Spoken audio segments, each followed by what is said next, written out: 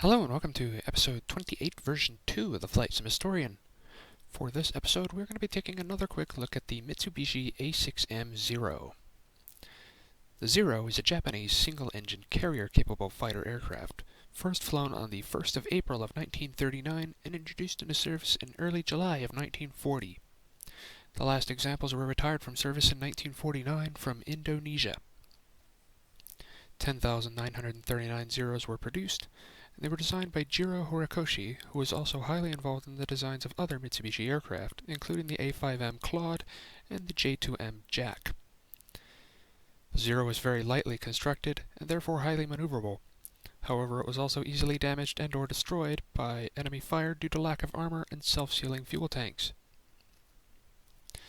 The official Allied code name of the Zero was Zeke, with the floatplane version being called Roof. It was used throughout the Pacific theater of the Second World War, particularly at Pearl Harbor, Midway, the Solomon Islands, the Coral Sea, as well as during the Indonesian National Revolution.